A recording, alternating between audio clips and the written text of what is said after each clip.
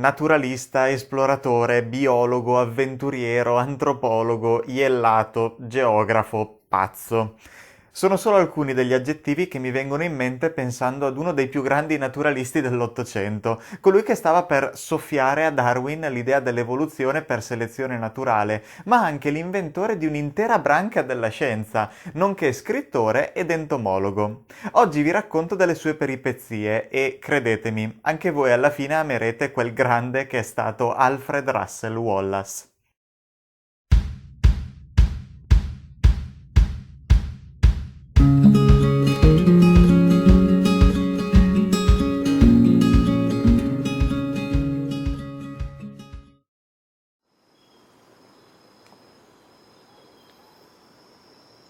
Ciao a tutti e benvenuti nel mio canale. Io sono Niccolò e quest'oggi si ritorna con le biografie. E che personaggione che vi porto! Niente meno che il formulatore dell'evoluzione insieme a Darwin, Alfred Wallace. Siccome a brevissimo inizierà la serie sulle mie avventure in sud-est asiatico, mi sembrava doveroso introdurla raccontandovi di un altro pazzo scalmanato che ha esplorato pure lui le giungle del Borneo più di 170 anni fa. Però c'è moltissima carne al fuoco, quindi bando alle ciance e iniziamo subito a raccontare di come uno sconosciuto naturalista autodidatta povero in canna sia diventato, dopo una serie di capovolgimenti della fortuna degni di una produzione hollywoodiana, un grande ricercatore ed esploratore. Povero in canna. Alfred Russel Wallace nasce l'8 gennaio del 1823 a Llanbadach, oggi in Galles, da Mary Ann Greenell e Thomas Weir Wallace. Purtroppo, a causa della scarsa capacità del padre di gestire i soldi, l'infanzia del nostro eroe è segnata dalla povertà. È costretto a lasciare la scuola a 13 anni e a iniziare a lavorare come assistente del fratello William, che faceva il perito agrario. È in questa occasione, girovagando per le campagne inglesi, che nasce la sua passione per il mondo naturale che lo circonda, specialmente per la botanica. Purtroppo nel 1843 il padre muore e un calo di domande di perizie agrarie lo lascia senza lavoro. Trova però un impiego a Leicester come insegnante e qui inizia a leggere i saggi di Darwin e di Lyell, oltre che i resoconti di viaggio di von Humboldt. È sempre a Leicester, nel 1844, che conosce e stringe amicizia con un altro naturalista autodidatta come lui, l'entomologo Henry Bates.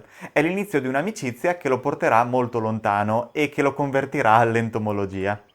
Ma mancano ancora alcuni anni prima che Wallace compia il grande passo. Nel frattempo il fratello William muore improvvisamente nel 1845 e Alfred si dedica a vari lavori in campagna, tra cui anche l'ingegnere per la costruzione di una ferrovia. Essendo sempre sul campo, ha anche l'occasione di raccogliere e studiare gli insetti e nel 1847 pubblica il suo primo articolo sui coleotteri, una nota di storia naturale. Però succede un'altra cosa importante. Il nostro eroe, in questo periodo, legge un saggio polemico intitolato Vestigia della storia naturale della creazione, che contiene un'idea che lo stuzzica non poco, quella che le specie viventi non siano fisse e immutabili, ma che, al contrario, siano cambiate nel corso del tempo.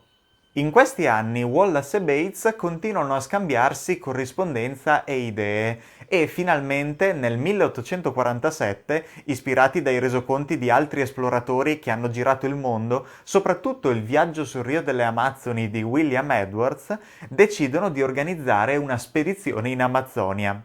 Wallace spera di raccogliere in questo viaggio più dati a sostegno dell'idea della trasmutazione delle specie introdotta nelle vestigia.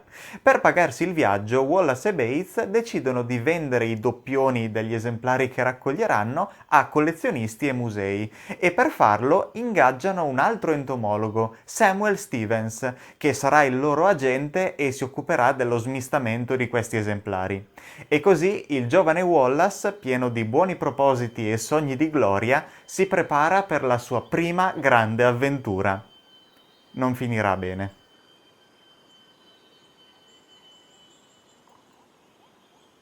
Il 25 aprile del 1848, a 25 anni, Alfred Wallace parte per il suo primo viaggio di esplorazione, diretto verso il Brasile e verso la foresta amazzonica a bordo della nave Mischief, che in inglese vuol dire dispetto, un nome che mi pare fin troppo profetico. Comunque, i due amici approdano al porto di Belém, nei pressi della foce del Rio delle Amazzoni, e restano per circa un anno insieme a raccogliere campioni in zona e a prendere tantissimi appunti di storia naturale che forniranno materiale per la scrittura di trattati e resoconti di viaggio. Dopodiché decidono di dividersi anche per i diversi modi che avevano di raccogliere. Mentre Wallace infatti tendeva a muoversi molto per esplorare molte zone, Bates preferiva restare in un posto per molto tempo per poterlo indagare a fondo. Bates decide quindi di concentrarsi sul corso superiore del Rio delle Amazzoni, mentre Wallace invece decide di esplorare il Rio Negro. Si incontreranno soltanto ogni tanto. Wallace rimane così in esplorazione per ben 4 anni, ma non da solo. Infatti nel 1849 viene raggiunto dal botanico Richard Spurs, con cui stringe amicizia e che rimarrà in Amazzonia per molto tempo, anche dopo il rientro di Wallace in patria, e dal fratello Herbert Wallace. Questi però non era fatto per la vita da esploratore e dopo circa un anno ritorna sulla costa in attesa di una nave che lo riportasse in Inghilterra. Solo dopo alcuni mesi Wallace riceve la notizia che il fratello aveva contratto la febbre gialla a Belém ed era morto nel 1851. Visto che anche Alfred non se la stava passando tanto bene, con continui attacchi di febbre, decide anche lui di interrompere la spedizione e di tornare in Inghilterra. Era il 1852 ed era rimasto in Amazzonia per circa 4 anni. Il 12 luglio salpa diretto in Inghilterra dal porto di Belém a bordo della nave Helen e lascia il Brasile.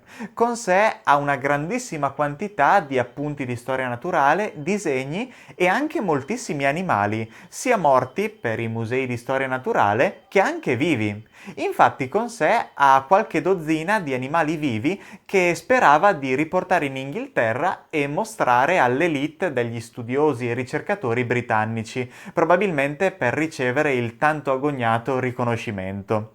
Tutto questo materiale era frutto degli ultimi 2 anni di spedizione che aveva svolto nelle zone più remote e all'epoca ancora inesplorate del Rio Negro, quindi materiale dal valore scientifico inestimabile.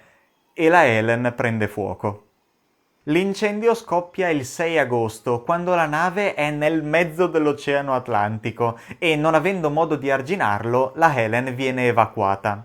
Wallace riesce in qualche modo a recuperare, ancora febbricitante, soltanto parte dei suoi appunti e si ferisce le mani salvandosi su una scialuppa. Per il resto, inclusi i poveri animali nelle gabbie, non c'è nulla da fare. Tutte le sue raccolte vanno in cenere di fronte ai suoi occhi, perché nella speranza che l'incendio attiri altre navi, le scialuppe restano intorno alla Helen in fiamme. Il soccorso arriva soltanto dopo 10 giorni e Wallace riesce miracolosamente a rimettere piede in Inghilterra. Per fortuna aveva assicurato le sue raccolte grazie a Stevens, che riesce a rimborsarlo di 200 sterline, però ora si trova in una situazione veramente pessima.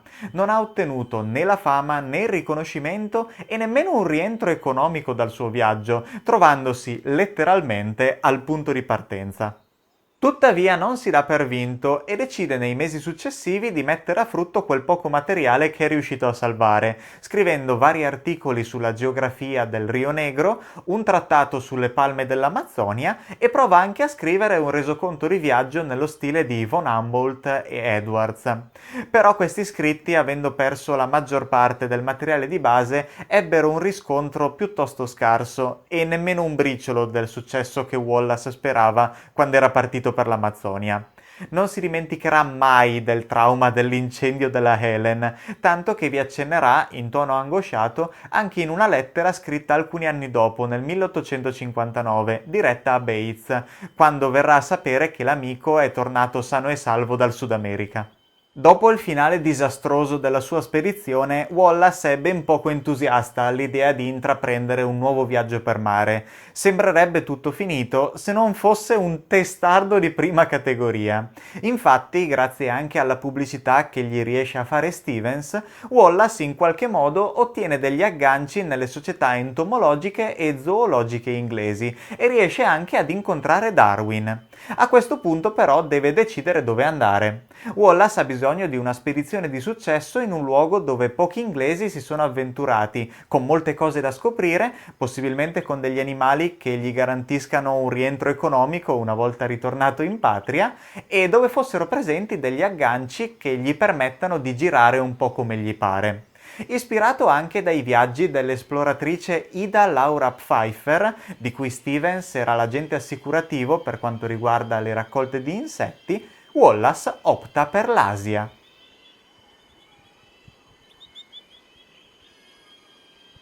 Il sud-est asiatico era una meta rischiosa ma anche molto promettente. Infatti, essendo per la maggior parte sotto il dominio olandese, la maggior parte dei reperti naturalistici che provenivano da lì andavano a finire nelle collezioni dei musei olandesi e in Inghilterra c'era ben poco. Inoltre, lì vivevano gli oranghi, che visto che l'idea dell'evoluzione era nell'aria già da un po' di tempo, erano di grande interesse, vista la somiglianza con l'uomo, e anche i meravigliosi uccelli del paradiso, degli animali ambitissimi all'epoca nelle collezioni museali, perché era molto difficile procurarseli.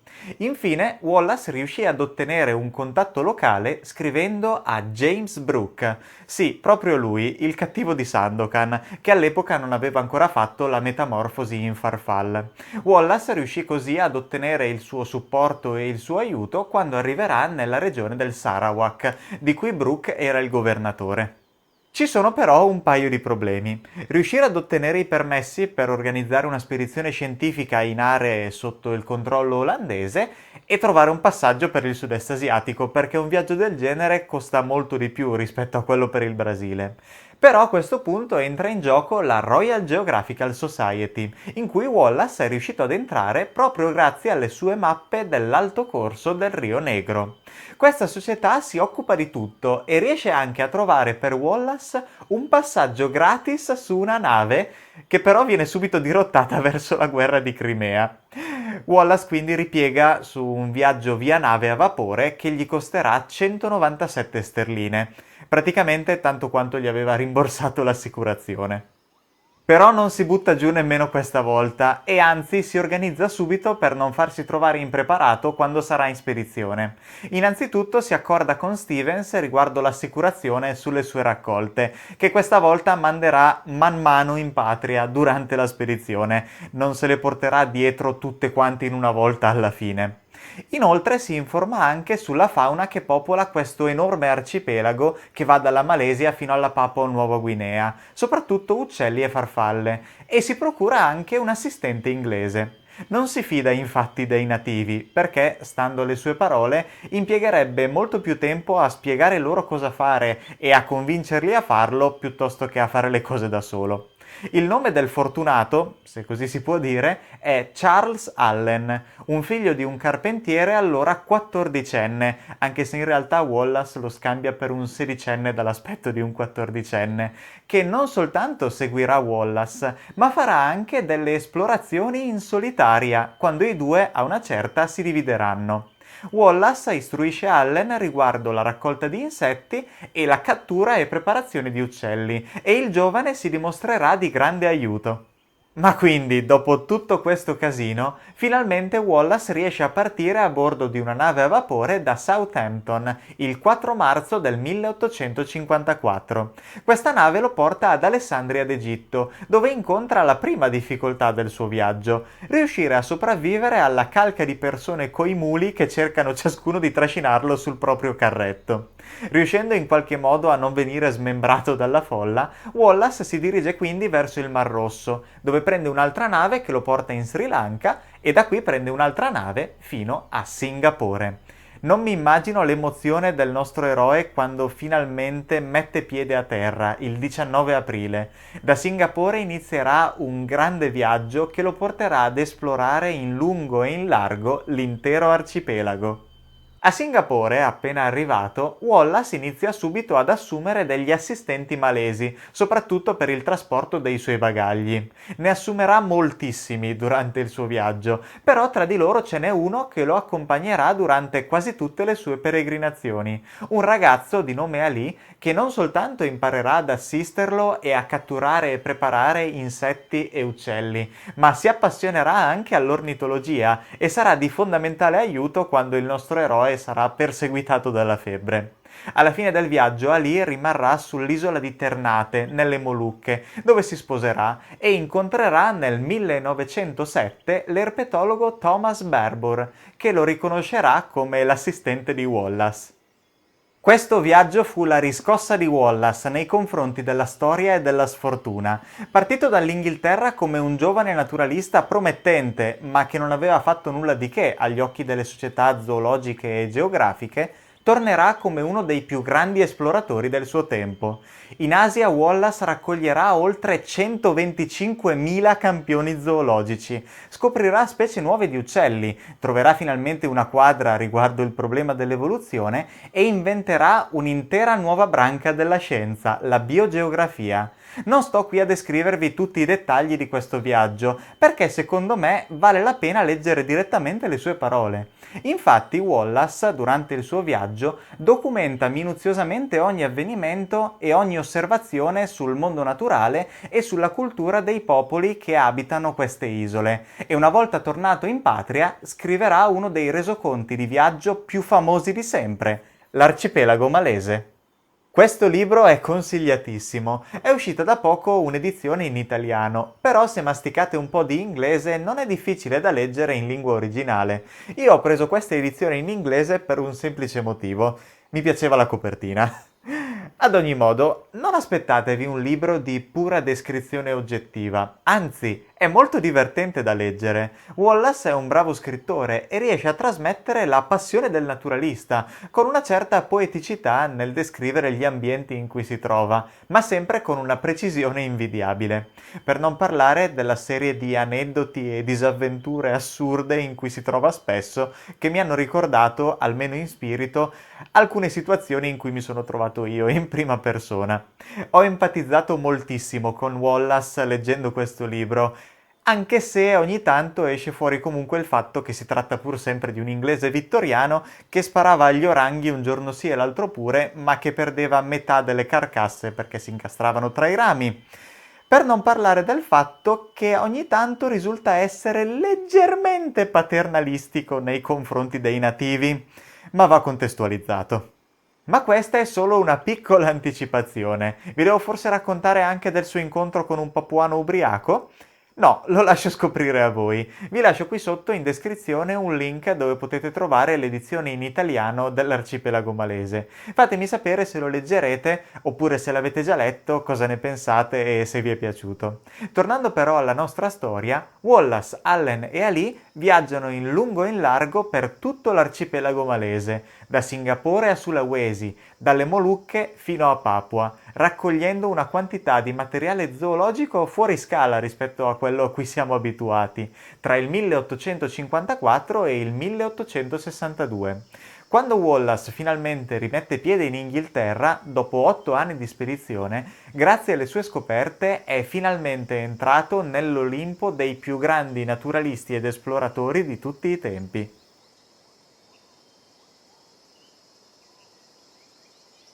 Anche se nell'arcipelago malese non se ne parla quasi per niente, è durante questo viaggio che Wallace riesce finalmente a formulare i pensieri sull'evoluzione che gli stavano frullando in testa da molto tempo e a metterli per iscritto. Infatti, nel 1855, quando si trova in Sarawak, mette insieme le osservazioni raccolte in Sud America e nel sud-est asiatico, condendole immagino con non pochi sogni febbrili, perché ogni 2x3 era letto malato, e scrive un articolo intitolato La legge che regola l'introduzione di nuove specie. Questo articolo viene inviato in patria e viene pubblicato. All'epoca Darwin stava ancora lavorando molto lentamente alla stesura del suo trattato sull'evoluzione, quello che sfocerà poi nella pubblicazione del celeberrimo L'origine delle specie. E niente, il geologo Charles Lyell fa notare a Darwin che a causa dei suoi tempi biblici e di scrittura, il giovane Wallace gli stava per soffiare, del tutto inconsapevolmente, la paternità della scoperta. E inizia il casino. Inizialmente Darwin sottovaluta l'articolo di Wallace, che effettivamente non contiene ancora delle idee sul meccanismo trainante dell'evoluzione. Il nostro eroe quindi intrattiene una corrispondenza con il suo collega più illustre, in cui Darwin gli comunica di essere arrivato anche lui a conclusioni molto simili e che conta di pubblicare a breve. Però anche qui sottovaluta Wallace, che nel 1858, quando si trova nelle Molucche, ha la rivelazione e scrive un saggio intitolato La tendenza delle varietà a distaccarsi indefinitamente dai tipi originali, che anche se non contiene le parole esatte selezione naturale, tratta dello stesso meccanismo individuato da Darwin come quello di base dell'evoluzione. Qui però Wallace fa un piccolo errore, non manda il saggio direttamente a pubblicare, ma lo invia in una lettera privata proprio a Darwin per chiedergli un parere. Ed è così che Darwin, che da 20 anni sta lavorando e procrastinando la pubblicazione del suo trattato sull'evoluzione mediante selezione naturale, si ritrova per le mani uno scritto di un collega che riassume perfettamente tutto il suo lavoro in maniera chiara e concisa. E si deprime perché non si sente ancora pronto per pubblicare il suo trattato, ma non vuole nemmeno boicottare Wallace. Perciò decide di lasciare la patata bollente nelle mani dei suoi colleghi Lyell e Joseph Hooker, che, per salvare capra e cavoli, decidono di presentare contemporaneamente il saggio di Wallace e alcuni scritti inediti di Darwin, che attestano la sua priorità nella scoperta. L'evento avviene il 1 luglio del 1858, di fronte alla Società Linneyana di Londra. Wallace, essendo dall'altra parte del mondo, viene a sapere soltanto dopo alcuni mesi di quello che è successo, ma la prende molto bene. Non lascerà trasparire alcun risentimento nei suoi scritti successivi e, al contrario, si dirà felice di essere stato incluso. Infatti all'epoca nessuno lo conosceva, non aveva dietro di sé dei grandi successi, perciò se avesse pubblicato il suo saggio da solo, probabilmente nessuno lo avrebbe considerato. Inoltre la pubblicazione insieme a Darwin gli permetterà, una volta tornato in Inghilterra, di entrare nella cerchia dei grandi a cui tanto aspirava. D'altro canto, la presentazione congiunta delle sue idee insieme a quelle di Darwin da parte di amici e collaboratori di Darwin stesso, che sapevano da quanto tempo stesse lavorando alla teoria dell'evoluzione, lo relegherà per sempre al ruolo di coscopritore e non raggiungerà mai il livello di fama di Darwin. Questo anche perché in realtà questa presentazione congiunta non suscita nessuno scalpore sul momento, è soltanto l'anno successivo, con la pubblicazione dell'origine delle specie, che ci si renderà conto dell'enormità della scoperta. Quando Wallace rientra in Inghilterra nel 1862, diventa uno dei difensori più agguerriti della teoria dell'evoluzione per selezione naturale e anche dell'origine delle specie di Darwin. I due rimarranno amici e continueranno a scriversi lettere. Uno dei contributi originali di Wallace alla teoria dell'evoluzione è quello riguardante l'aposematismo. Infatti, nel dibattito concernente l'evoluzione delle colorazioni nelle specie animali, Wallace fu il primo ad ipotizzare che i colori sgargianti esibiti da molte specie, come ad esempio i bruchi di molte falene tropicali, siano in realtà delle minacce. Non servono per mimetizzarsi, ma per farsi vedere e indicare così a potenziali predatori che è meglio stare alla larga, altrimenti sono dolori. Wallace ne parla ad esempio nei suoi due libri Natura tropicale e altri saggi del 1878 e Darwinismo del 1889.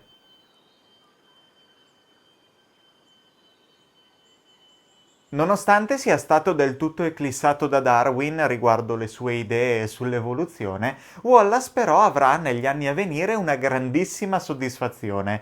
Infatti l'arcipelago malese è un successo clamoroso, diviene rapidamente un best seller ed è, assieme al Viaggio di un naturalista intorno al mondo di Darwin, il resoconto di esplorazione dell'Ottocento più famoso al mondo. Riceve complimenti un po' da tutti, tra cui anche Darwin, a cui il libro è dedicato, e sarà di ispirazione per molti scrittori, come Joseph Conrad, autore di Cuore di Tenebra. Mentre molti altri resoconti di esplorazione di viaggiatori ottocenteschi oggi sono abbastanza difficili da trovare, l'arcipelago malese è ancora oggi ristampato e tradotto in altre lingue. Ma un altro importantissimo successo di Wallace è l'invenzione di un'intera nuova branca della scienza. Infatti il nostro eroe riesce a ritagliarsi un posto come fondatore della biogeografia, la scienza che studia la distribuzione geografica delle specie. Infatti, durante il suo viaggio, prendendo nota della diffusione delle specie animali sulle varie isole dell'arcipelago malese, Wallace arriva ad una strana conclusione. Sembra esserci una sorta di barriera invisibile che impedisce la diffusione delle specie animali tra le isole dell'arcipelago, anche se sono molto vicine tra loro, come possono essere Bali e Lombok, anche per quanto riguarda le specie di volatili, il che è abbastanza assurdo. Questa barriera, che prenderà il nome di linea di Wallace, divide l'arcipelago malese più o meno a metà in due parti ben distinte. Una occidentale, in cui le specie animali sono più simili a quelle del continente asiatico, e una orientale, in cui la fauna mostra più affinità con quella australiana e oceanica. Questo riflette il fatto che le due faune sono rimaste separate per molto tempo e solo di recente la placca australiana, muovendosi verso nord, le ha poste in stretto contatto. Ovviamente Wallace non poteva immaginarsi tutto questo. Lui ragionava più che altro in termini di ponti di terra che collegavano le varie isole, separate oggi da mari poco profondi, durante le glaciazioni. Però si tratta comunque di un germoglio della teoria della tettonica a zolle molto antecedente la formulazione e la prova provata di questa teoria. Wallace scriverà vari articoli e trattati sulla biogeografia, tra cui La distribuzione geografica degli animali del 1876 e Vita sulle isole del 1880.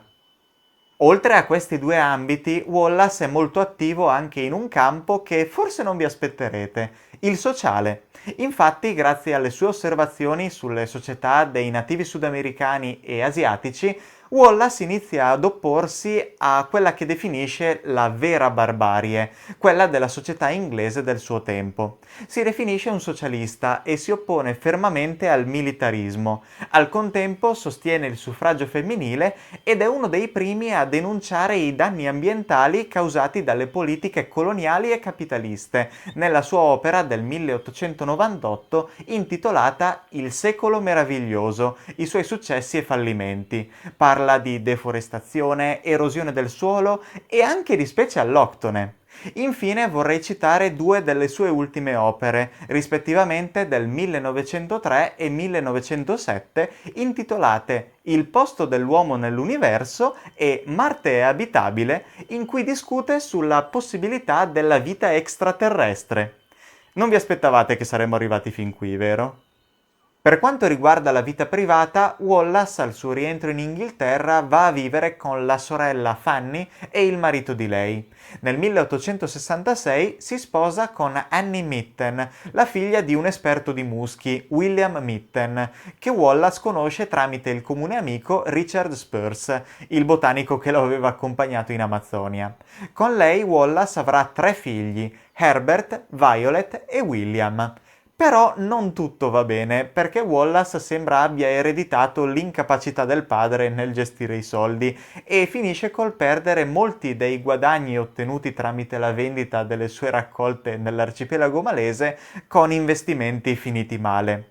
Si mantiene quindi tramite l'aiuto di alcuni amici naturalisti, la vendita delle copie dell'arcipelago malese e lavorando come revisore di trattati scientifici. Soltanto nel 1881 raggiunge una sorta di stabilità economica grazie ad una pensione statale di 200 sterline all'anno. A causa delle ristrettezze economiche, Wallace si ficca pure nel complottismo. Infatti nel 1870 un terrapiattista promette un premio di 500 sterline, equivalenti a 60.000 di oggi, a chi avesse provato con un esperimento la curvatura della superficie terrestre. Wallace accetta e ci riesce facilmente, venendo dichiarato vincitore dal giudice. I terrapiattisti, ovviamente, si mettono una bella benda sugli occhi e gli fanno ripetutamente causa per truffa, cosa che porta Wallace all'esaurimento nervoso e gli costa molto di più del premio vinto. Restando in tema complottismi, però bisogna ammettere che Wallace fu anche un fervente antivaccinista, che si oppose fermamente all'introduzione dell'obbligo vaccinale contro il vaiolo. Però dovete tenere a mente anche il fatto che all'epoca non si sapeva ancora esattamente come e perché funzionasse il vaccino, e Wallace attribuiva il calo di casi di vaiolo non tanto al vaccino quanto piuttosto a un miglioramento delle condizioni igieniche negli ospedali. Adesso attendo il caos nei commenti. Alfred Russel Wallace muore il 7 novembre del 1913 all'età di 90 anni e viene sepolto nel piccolo cimitero di Broadstone, nel Dorset. Lascia dietro di sé un'eredità vastissima e anche se non viene ricordato ai livelli di Darwin, il suo contributo alla teoria dell'evoluzione per selezione naturale non va affatto sminuito. È stato il pioniere della geografia applicata alla biologia, una scienza ancora oggi fondamentale per capire come mai alcune specie vivono in alcuni luoghi e in altri no. Per non parlare della linea e delle moltissime specie animali che ancora oggi portano il suo nome.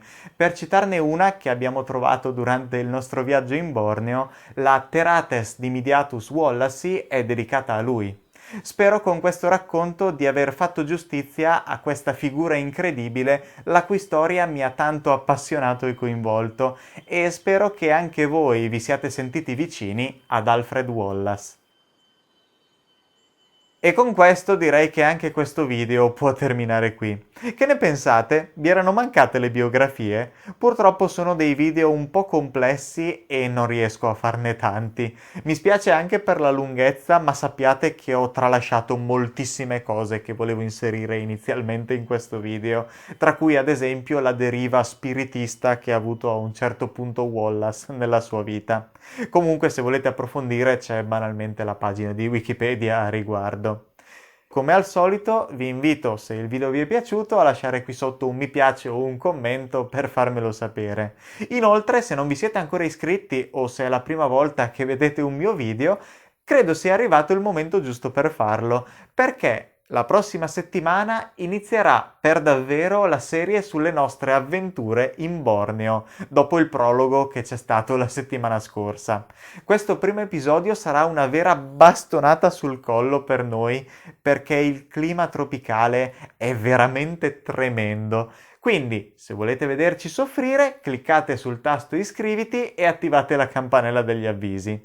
Inoltre vi anticipo anche che il prossimo video regolare sarà, dopo tanto tempo, un nuovo video della serie sulle tecniche di caccia agli insetti. Alla prossima!